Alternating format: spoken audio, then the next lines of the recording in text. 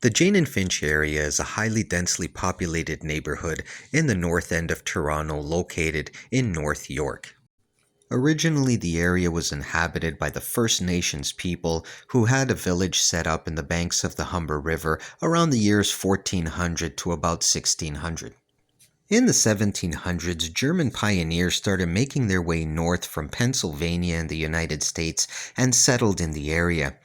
They were soon followed by the English and the Scottish in the 1800s. The community soon became to be known as the Elia community. In 1962, the OHC, Ontario Housing Corporation, developed a plan to convert existing farm lots to community housing with a mix of low, medium, and high-density housing, commercial, and social services. In those days, the area was known as the Black Creek neighborhood. Over the next few years, a series of high-rise apartment buildings were built along the Jane and Finch corridor, and this allowed for an influx of new immigrants to settle in the area just north of the highly populated downtown Toronto. From 1962 on to 1970, the area of Jane and Finch absolutely ballooned from a small population of about 1,500 people to an estimated 33,000 new people living in what was previously farmlands. And later on, just a few years later, by 1975, the population had skyrocketed to 50,000 people with the expense of the new community housing projects and the high-rise buildings that can easily accommodate all these people. And so the influx of new immigrants started to come into this area and absolutely flood the neighborhood. The large expansion of low-income housing in a highly populated area soon proved to be very challenging for the social development of the area, and by the mid to late 1970s, the area was already known for gangs, drugs, and criminal activity.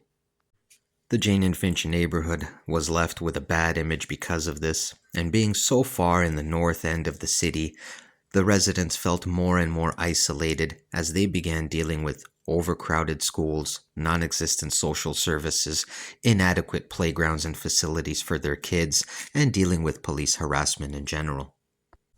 Through the late 1980s and 1990s, the name Jane and Finch was synonymous with gangs, gang culture, and was well known as the most dangerous neighborhood in Toronto. Many of the local housing projects and apartment buildings were claimed by gangs, and feuds and rivalries quickly escalated in an attempt to gain control over the neighborhood. It was at this time in the late 80s, early 90s that the American gang culture started to move into the city of Toronto, and especially the Jane and Finch neighborhood. A lot of the areas of Toronto were influenced by the New York gang culture and gang scene, whereas the Jane and Finch neighborhood was heavily influenced by the Chicago gang culture and the Chicago gang scene. And this is when we start to see a lot of the original blood sets started to move into the Toronto area through the Jane and Finch neighborhood. By the early 2000s, however, Jane and Finch started to see big plans in reconstruction from the city. The plans to rebrand the neighborhood from Jane and Finch community to the University Heights neighborhood, and the Fir Grove Revitalization plan to tear down the old Grassways Connection housing projects and rebuild new modern housing for low-income people. And now, in more modern times, through the COVID-19 pandemic, there was a high number of cases in the area, which was due to its highly populated neighborhoods and close-knit communities, which made fighting COVID-19 very difficult. It was very stressful on the people in the area. But now, however, the area is dealing with a new form of stress, a new form of anxiety. This is a new type of stress that people in the area have not seen yet.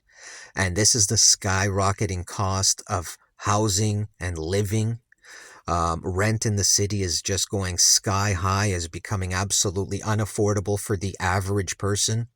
And with people in Jane and Finch being majority low-income housing, for the skyrocketing price of rent is not helping them in any way, shape, or form. So certainly we hope that the government will invest money into this neighborhood, into more programs for the kids as well. This neighborhood is a great neighborhood and certainly deserves it. Thanks for watching. Y'all take care. Have a good one now.